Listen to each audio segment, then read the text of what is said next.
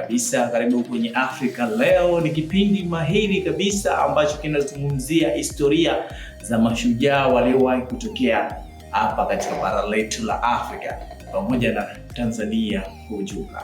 Natumai mzima mtazamaji wangu, endelea kuangalia TV pendwa kabisa na bora na kipindi chako pendwa na bora kabisa cha Afrika Leo. Leo nimekuletea historia ya Bwana Patrice Lumumba. Katika kipindi hichi huaga tunakwenda kuangalia klipu ndogo kabisa ambayo tunakuwa tunaangalia au kahistoria kadogo kabisa cha shujaa ambaye tunakwenda kumtazamia leo. Na shujaa kama tulivyokuambia hapo awali tunakwenda kumtazamia leo ni Patrice Emery Lumumba. Shujaa huyu twende tukaangalia historia yake alafu tutarejea.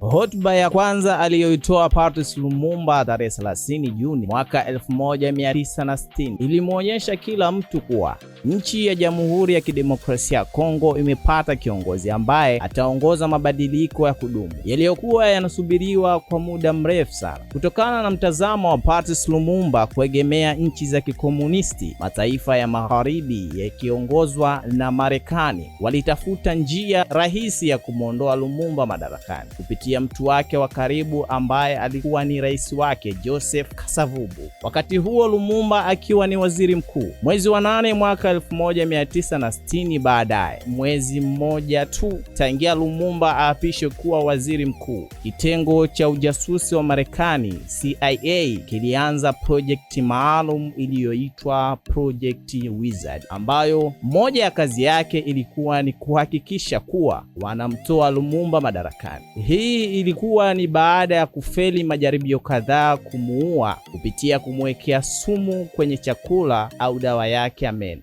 Stephen R. Wiseman, Washington Post ya 2002, Open the Secret Files on Lumumba's Monday. Ili kufanikisha hilo, rais wa Marekani Dwight Eisenhower aliweka mkakati maalum kupitia baraza lake la usalama kuhakikisha kuwa wanawalipa pesa nyingi viongozi wanne wa nchi ya Kongo ili kufanikisha lengo la kumwondoa Lumumba madarakani. Viongozi hao ni pamoja na Rais Joseph Kasavubu, Mobutu Sese Seko aliyekuwa mdhamini wa jeshi, waziri wa mambo ya nje ndugu Justin Bomboko, msaidizi mkuu wa mambo ya fedha Albert Ndele, rais wa baraza la seneta Joseph Ileo na kiongozi wa chama cha wafanyakazi Sailin Adoula.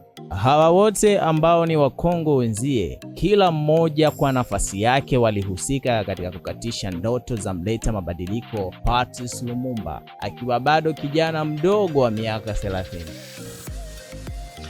Kama ulivyokuwa umeangalia klipu hiyo, ni kwamba Lumumba alikuwa ni mtu ambaye anataka kuleta mabadiliko katika DRC Congo, katika nchi ya DRC Congo. Tunaelewa kwamba Kongo ipo kwenye machafuzi makubwa sana, lakini hayakuanza hapo, bali yalianza kipindi hicho cha mwaka 1960.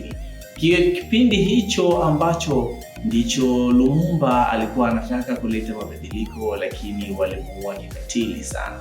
Lumumba alikuwa ni mtu ambaye ni atakuja kufanya makubwa pamoja na Afrika kwa ujumla, lakini wakamuua. Kipindi hicho Lumumba akiwa ameshikiliwa, aliandika barua ambayo ilienda kwa mkewe. Kwa maneno kadhaa tu aliyosema ni kwamba alikuwa anahitaji hata wanawe nao wawe na moyo wa kizalendo kama yeye. Kwa hiyo ni mtu ambaye tunamuona ni wa mfano hapa Afrika. Tumeona Afrika kwamba wanasalitiana wenyewe kwa wenyewe.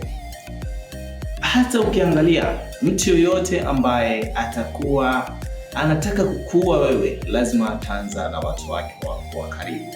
Watu wako wa karibu wale ndio atadili mula, atapita njia zile zile ili akufahamu, ajue ni namna gani ya kukuondoa. Historia hii imekuwa ni maarufu sana. Hata China baada ya Patrice Lumumba kuuawa, na wao waliandamana kwa sababu si vizuri kufanya jambo kama hili alafu mkafanya ukatili kama huo alafu mkatuletea historia za uongo wakati wenyewe tunaelewa.